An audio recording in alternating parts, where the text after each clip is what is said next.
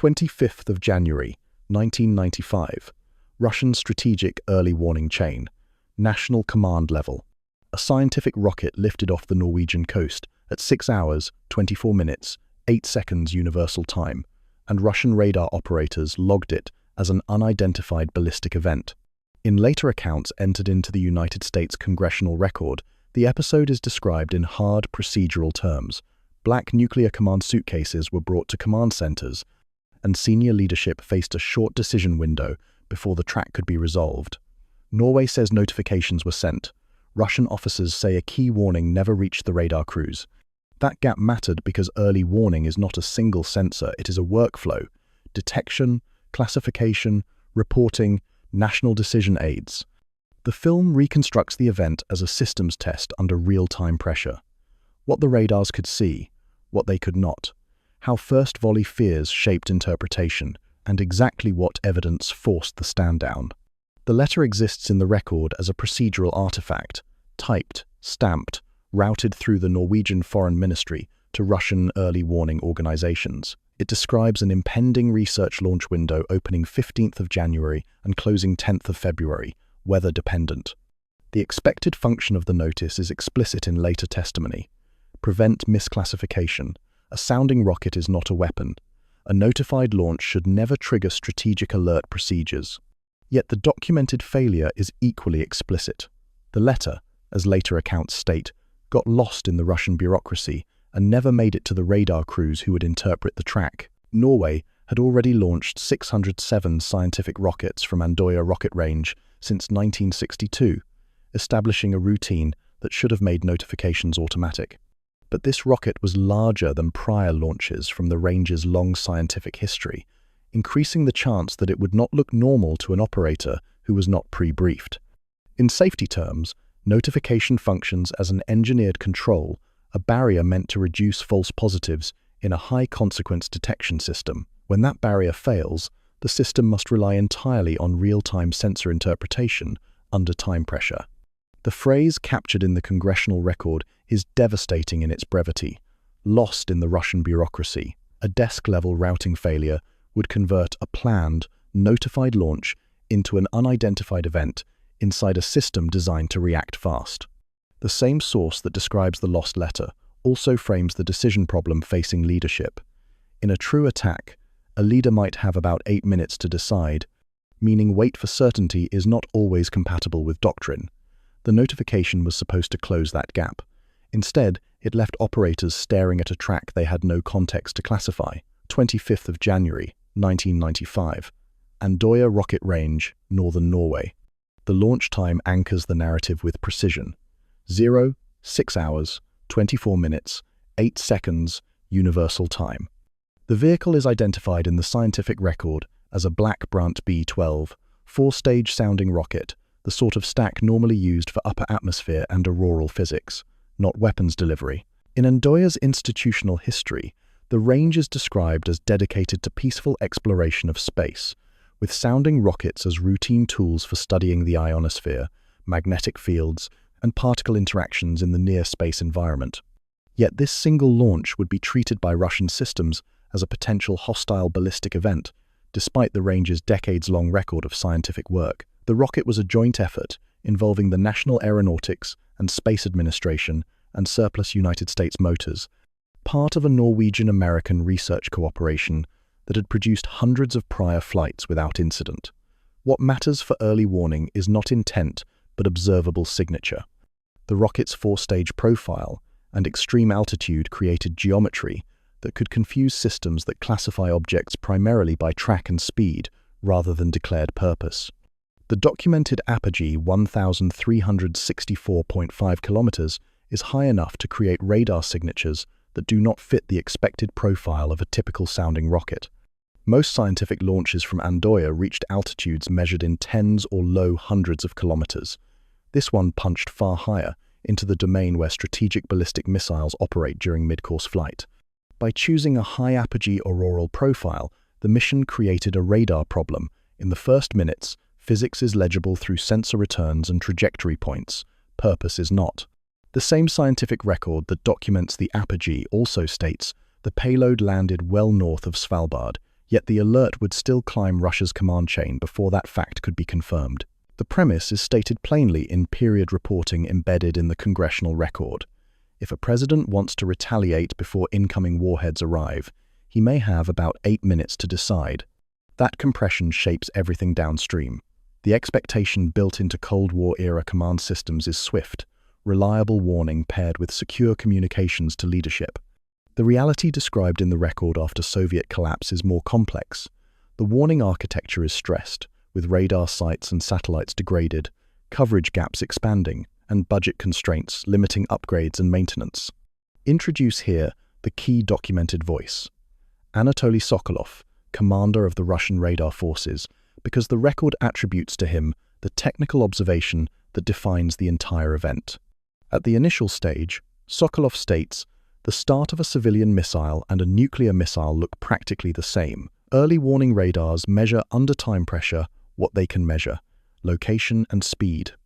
A Union of Concerned Scientists technical summary adds the crucial limitation: low resolution can prevent reliable sizing, pushing classification toward pattern matching against stored trajectories rather than detailed signature analysis. The combination of degraded warning infrastructure, speed and location sensing, and a missing notification creates an environment where a scientific rocket can trigger the same escalation ladder as a strategic launch. The system is not paranoid. It is designed to treat ambiguous tracks conservatively because the cost of missing a real attack is existential. Sokolov also described the day, in later accounts, as an unscheduled training exercise where crews found ourselves under stress, a warning that even false tracks can produce real command motion. The technical architecture does not distinguish between drill and reality until human operators confirm context. Without the notification reaching the operators, there was no context to confirm. 25th of January, 1995. Russian early warning radar chain, northwestern direction. The first tense detail is procedural, not cinematic. An on-duty officer reports detection of a ballistic missile starting from Norwegian territory. The immediate questions appear in the record. What kind of missile? What target? Norway's notice should have pre-classified the event as scientific. Instead, operators state in later testimony, "We were not informed. The launch enters the system as ambiguous." Keep the viewpoint tight. Attribute the recollection to Anatoly Sokolov as recorded, and describe radar crews as the operational actors who must classify what they see. Early warning radars do not see intent. They see geometry, launch point, azimuth, velocity, projected track. The record's stressor is corridor logic. The region was considered a plausible route for incoming missiles, and Sokolov notes that with an optimal trajectory, a missile range could extend toward Moscow. The distance cited is 3,500 kilometers, with a bracketed miles conversion in the source document. Use 2 short fragments as evidence anchors. "We were not informed," look practically the same. Once the first label is unidentified, every downstream actor faces asymmetric incentives: downgrade and be wrong, or escalate and be safe. The system is designed to favor escalation in the face of uncertainty because the alternative, missing a real launch, is unthinkable. The record immediately attaches a hard clock to the uncertainty. In 5 or 6 minutes, the missile could threaten the Kola Peninsula, home to nuclear-armed submarines and strategic assets that form a critical component of Russia's retaliatory capability. That geographic detail is not dramatization. It is the operational reason why the alert could not simply be ignored while analysts worked the problem. The track is moving, the clock is running, and no one can yet confidently label the track benign. 25th of January, 1995. Russia's command and control communications chain. A terminal name, not a siren, marks the transition. The duty general receives data on a special notification terminal identified as Crocus, a concrete detail that signals escalation beyond routine tracking. The expectation embedded in the system design is that ambiguous tracks should be resolved at lower levels using pre-briefs, trajectory correlation, and sensor cross-checking. The reality is that the alert is passed upward through Kavkaz, described in technical accounts as a complex network at the heart of Russian command and control architecture, because no one can confidently label the track benign without the missing notification context. Introduce Nikolai Devyanin carefully. The record identifies him as chief designer of the nuclear suitcase system and attributes key observations about the event to him in later congressional testimony. The transition into national leadership is explicit in the documented sequence. Once routed through Kavkaz, the alert triggers activation on each of the 3 nuclear decision aid terminals, nicknamed Cheget in Russian accounts associated in the record with President Boris Yeltsin, Defense Minister Pavel Grachev, and Chief of the General Staff Mikhail Kolesnikov. The operational phrase recorded is blunt. The command system was now operating in combat mode. A missing piece of paper becomes a systems event. When the network is designed to compress decision time, it will do so, especially under uncertainty. The system does not wait for certainty. It prepares for the worst case while analysts work to disprove it. The record adds a crucial technical constraint that shapes what activation really means. Launch orders are not issued from the suitcase. It conveys authorization. Execution runs through the General Staff, including authentication ciphers and procedural confirmation. That distinction matters. Activation does not mean imminent launch. It means the decision framework is live and leadership is monitoring the situation in real time with the tools built to support the most extreme scenario. 25th of January, 1995. Strategic context tied to the Kola Peninsula and warning time compression. A single line sets the operational urgency in the record. In 5 or 6 minutes, the track could reach the Kola Peninsula, a region tied to nuclear-armed submarines and strategic early warning installations. The expectation, after the Cold War's end, is that reduced geopolitical tension should reduce the chance of catastrophic misinterpretation. The reality documented in technical policy reviews is that high alert postures and compressed decision windows persist even after the Cold War, creating a pathway from ambiguous sensor data to top-level decision tools that remains dangerously short. Use 2 documented frames to explain the operational pressure. First, the period description entered into congressional testimony. If a president wants to retaliate before impact, he has about 8 minutes. Second, a technical policy view from the Union of Concerned Scientists. Nuclear forces kept on hair-trigger alert, reduce verification time, and amplify risk from confusion and coincidence. Present the feared scenario exactly as framed in the record as fear, not proven intent.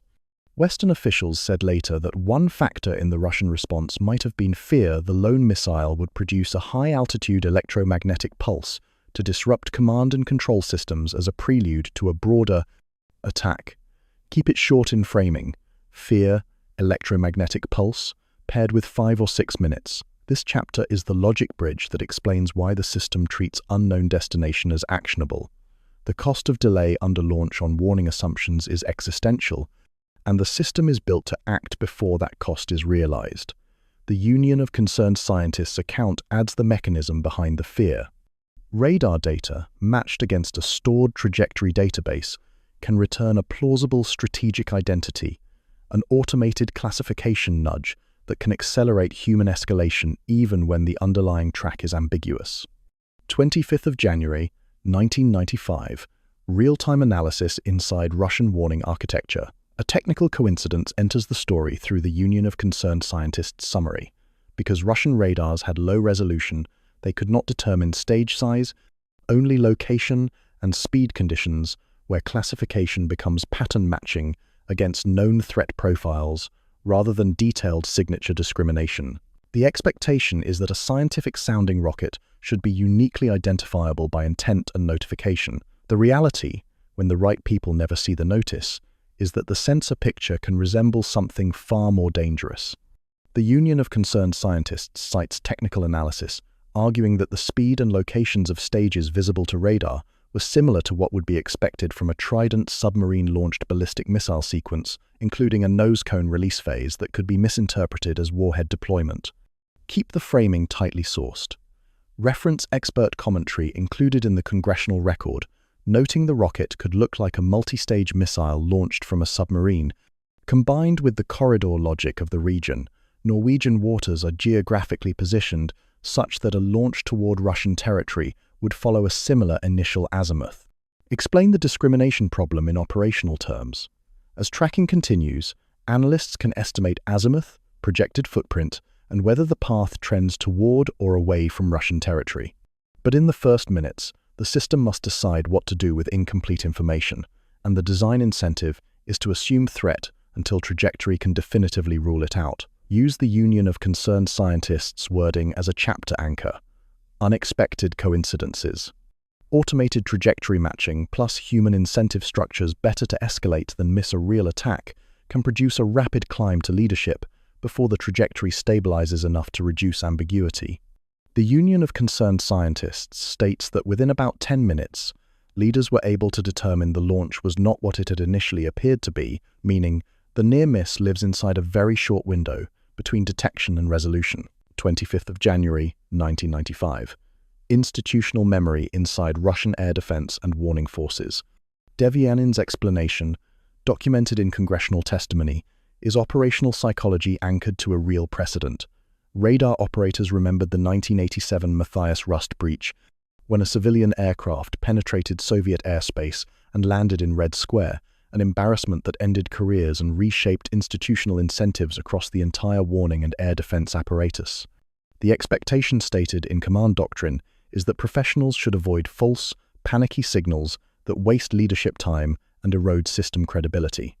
The reality, documented by Devyanin, is that operators feared reprimand for a false alert, but feared even more that the track could be real and they would be blamed for not reporting it. So they issued an alert describing an unidentified missile with an unknown destination, passing the classification burden upward rather than resolving it locally. Center Devyanin here because the record attributes to him both the incentive description and a later ethical conclusion about the broader implications. Tie the human factor directly to system design. Command systems exist to compress reaction time. Compressed reaction time magnifies the cost of hesitation. That magnifies the incentive to pass the alert upward rather than absorb the risk of being wrong. Use Devyanin's phrase as an evidence tag, unknown destination. The chapter explains why the alert did not die quietly at the radar console. It climbed because escalation is the defensible action in a system where missing a real launch is both career-ending and civilization-ending. The incentive structure does not reward nuanced judgment under time pressure. It rewards conservative reporting that shifts decision authority to higher levels, where more context and more time might be available. The system is now in combat mode, as the record states, and the people holding Cheget terminals are monitoring the track in real time, while the rocket itself is already committed to a ballistic path that will land far from Russian territory if only the system can solve the trajectory equation fast enough. 25th of January, 1995.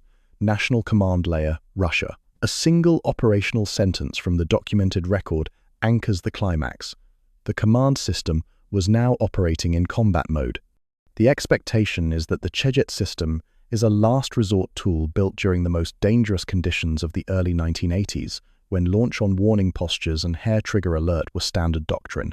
The reality noted in retrospective accounts is that its first serious real-time alert came after the Cold War, on President Yeltsin's watch, during what was ultimately determined to be a scientific launch. Name only what is documented: Boris Yeltsin, Pavel Grachev, and Mikhail Kolesnikov as the three holders of nuclear decision aid terminals alerted by the network. Devyanin as the source for the combat mode description in congressional testimony. Explain Cheget precisely as the record does. It is not the launch button. The documented clarification states that actual launch orders are not given from the suitcase-only authorization.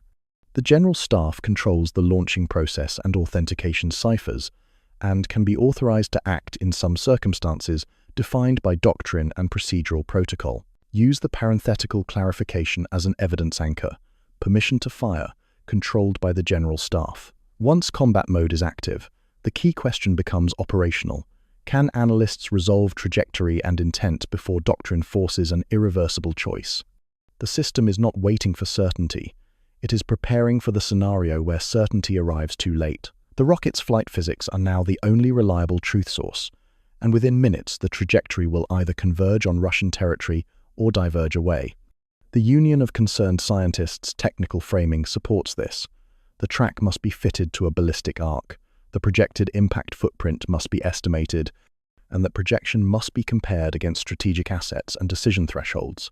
The system can stand down, but only if the data supports stand down before the decision window closes. 25th of January, 1995. Minutes after launch, real-time tracking and projection. Start with a documented technical beat from printed reporting. 93 seconds after launch, the fourth stage burned out, sending the vehicle nearly straight up, an early hint. This is not a typical toward-target ballistic path designed to maximize horizontal range. The expectation at the radar console is that an unidentified multi-stage track in a strategic corridor can be interpreted as hostile until proven otherwise. The reality, as the track extends and more data points accumulate, is that the system can begin to bound risk by fitting the observed trajectory to ballistic equations and projecting where the object will land. The Union of Concerned Scientists notes that within about 10 minutes, leaders determined the launch was not what it initially appeared to be. Hold the narrative to what is sourced. The record states leaders monitored the rocket's flight on their terminals. It does not provide the exact screen layout, the specific spoken exchanges, or the moment-by-moment internal debate, so those elements are not invented. Bring in the scientific record to close the loop on what actually happened. The payload reached 1,364.5 kilometers apogee and landed well north of Svalbard, a profile completely inconsistent with a strike trajectory into Russian territory. Use a resolution card as an evidence anchor. Apogee 1,364.5 kilometers. Impact well north of Svalbard. The mechanical lesson is crisp. Ambiguity dominates the first minutes when sensor data is sparse. Trajectory discrimination dominates later when enough points exist to fit a path and project an outcome. The system is dangerous precisely because it must make decisions in the gap between those two states, when the cost of waiting is potentially catastrophic, but the cost of acting prematurely is also irreversible. Even with stand-down confirmed, the record emphasizes what is structurally alarming.